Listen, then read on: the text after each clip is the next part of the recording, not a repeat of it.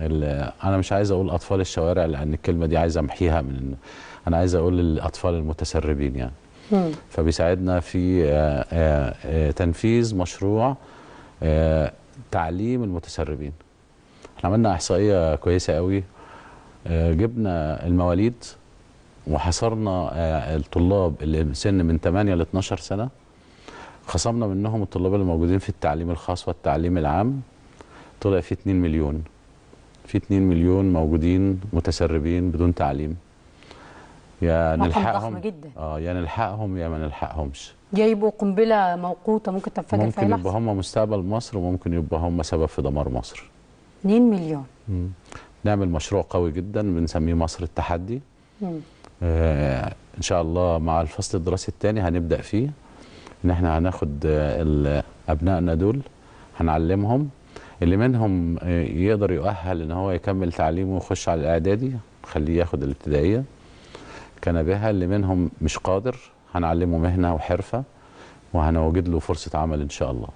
طيب خليني الاول ارجع تاني لحضرتك طرحته، وهو انك هتكافئهم باللي هم عايزينه، ولو كتبوا 100 حاجه هنفذ ال 100 حاجه. كتبوا قالوا لك عايزين ايه؟ ورشه العمل ان شاء الله هتتعمل بعد العيد مباشره، لان هو كل واحد بيبقى ليه طلب، فانا طلبت ان هم ليه يقعدوا مع بعض يحددوا طلباتهم. يحددوا طلباتهم. طيب برضه حضرتك قلت لي بشكل عام ان الشعب المصري بيساعد، يعني هل افهم من كانك هتعتمد على التبرعات، هتعتمد على الجمعيات الاهليه، يعني هتعتمد على ايه؟ كل الفئات المجتمع عايزه تتعاون معنا، يعني في ناس عايزه تبني ماشي يبنوا مدارس، في ناس عايزه تدفع فلوس عندنا حساب بيحطوا فيه، في ناس عايزه تدرب، في ناس عايزه تأهل، في ناس بتجيب لنا منح، في ناس بتبذل مجهود انها تجيب لنا اي فند منح خارجيه. فكل دول بيتعاونوا معانا، واعتقد الحمد لله ان في ثقه كبيره بيني وبينهم، وهم عارفين ان انا بتاع شغل وبحاول دايما لما بقعد في حاجه بنفذها. انا عايز بس اقول لحضرتك انا قابلت رجل محترم شايل طفل على كتفه امس وقال لي انا كنت قلقان على ابني قوي، لكن لما انت جيت انا حاسس ان القلق ده ممكن يروح. قلت له ان شاء الله اكون قد المسؤوليه.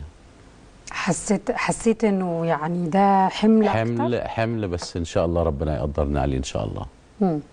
عارف حضرتك المسؤوليه اللي في ايدك حجمها خطير قد ايه، وعارف قد ايه ممكن التعليم يا يبني بلد يا يدمر بلد. الاميه بقت ممكن تبقى قنبله موقوته في حياه او في تاريخ اي امه، تخسف بيها الارض في اي لحظه، اكتر من الارهاب واكتر من اي حاجه. او الارهاب في النهايه انعكاس برضو لنوع من الاميه ونوع من الجهل ونوع من عدم الوعي. يعني بتبني لمرحله المستقبل، ولا بامانه بتتعامل على انك وزير جئت في مرحله انتقاليه وربما لا تتعدى مده وجودك في الوزاره شهور معدوده؟ هل بترسم خريطه للمستقبل؟ انا كنت في الروتري دلوقتي وقلت لهم على اللي انا ناوي اعمله. انا ناوي ان شاء الله نعمل نظام زي قضبان القطر، والمؤسسات بتاعه التعليم هتبقى هي عربيات القطر، وهنحدد المحطات. تمام.